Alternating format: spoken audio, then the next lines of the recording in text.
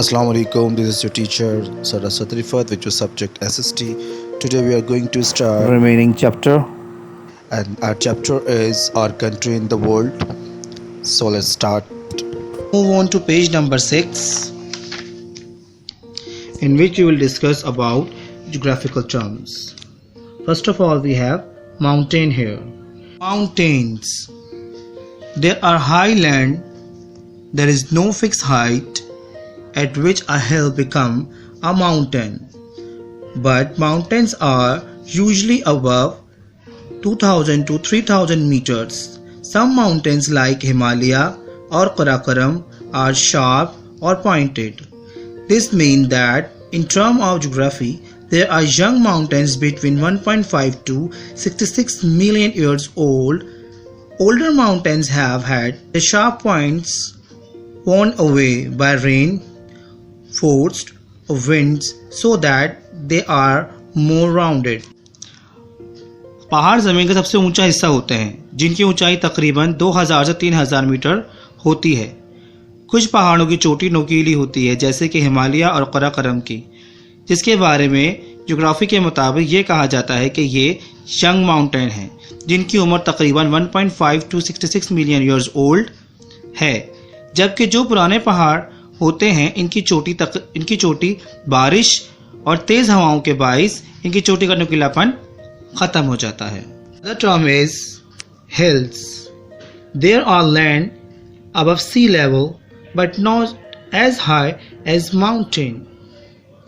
They are generally covered with vegetation such as grass, trees, farm crops or terraced field. Hills.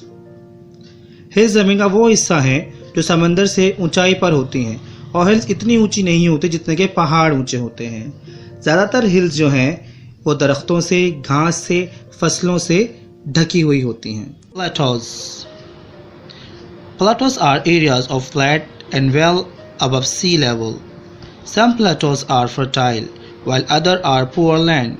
It depends on their height, amount of rainfall, etc. Plateaus, जिसको हम कहते हैं सतह मुर्तफ़ा। सतह मुर्तफ़ा समंदर से ऊंचाई पर होते हैं, लेकिन पहाड़ों की तरह इनकी चोटी नहीं होती और इसकी ज़मीन को कल्टीवेट नहीं किया जा सकता।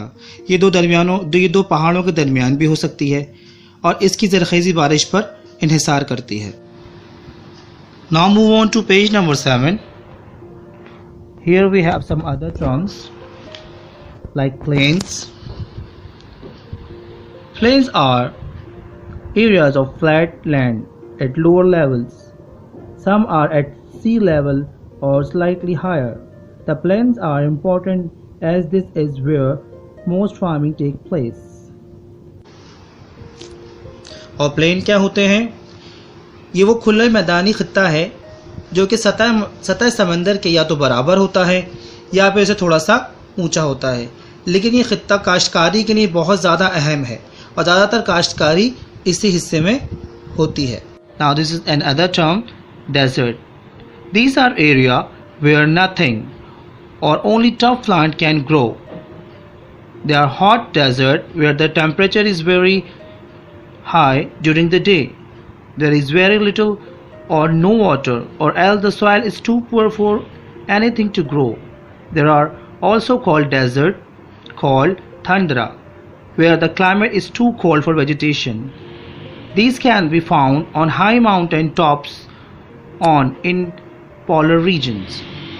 डेज़र्ट कहते हैं सहराओं को। जैसा कि आप जानते हैं कि सहरा में बहुत ज़्यादा गर्मी होती है, पानी नहीं होता और जो है वहाँ पे सिर्फ वही प्लांट उग पाते हैं कि जो बहुत ज़्यादा टफ हों, और सहरा का टेम्परेचर बहुत ज़्यादा हाई होता है, पानी ना होने की निस्बत ही होता है, ज़्यादा पानी वहाँ नहीं होता।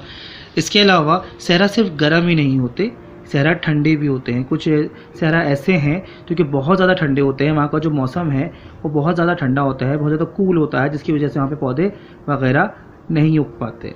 और ज़्यादातर वो जो सहरा हैं वो टॉप ऑफ द माउंट पे होते हैं, किसी पहाड़ के चोटियों पर होते हैं या फिर पोलर रीजन में। Now here we have lakes. These are inland sea completely surrounded by land.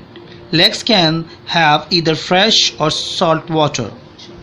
Lakes को हम कहते हैं अंदरूनी समंदर जो कि पूरी तरह से ज़मीन से घिरा हुआ होता है, यानी कि इसकी चारों तरफ ज़मीन होती है और इसका पानी मीठा भी हो सकता है और खारा भी। This is flowing or moving water. These can be tiny streams or mighty rivers, many kilometers wide.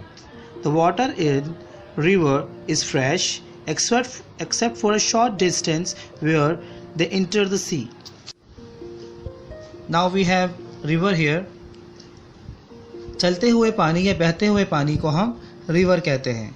जो छोटी छोटी नहरें भी हो सकती हैं या फिर कोई बड़े बहते हुए दरिया जो कि कई मीटर तक फैले हुए हों।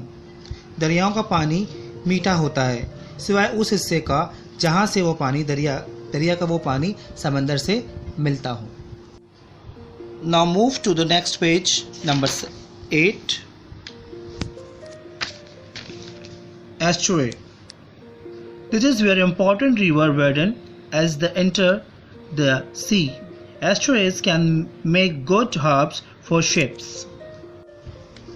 Estuary ये वो जगह होती है जहाँ अहम दरिया समंदर में गिरते हैं और ये बेहतरीन जगह होती है जहाँ हम जहाज़ों को खड़ा कर सकते हैं। Delta. Sometimes when a river enters the sea, it breaks into many small rivers or channels in a V shape. The land here can be very fertile because of the mud brought down by the river, but it is also very liable to flooding. Now at the end we have delta. जब कोई दरिया किसी भी समंदर में inter होता है तो वो छोटे छोटे रिवर्स और चैनल्स में ब्रेक हो जाता है, जैसा कि आप इस पिक्चर में भी देख सकते हैं, और फिर एक वी शेप बनाता है। यहाँ की ज़मीन बहुत ज़्यादा ज़रख़ेज़ होती है, उसकी वजह वो मिट्टी होती है जो दरिया अपने साथ ले जाते हैं, लेकिन यही मिट्टी जो है सैलाब का भी सबब बनती है।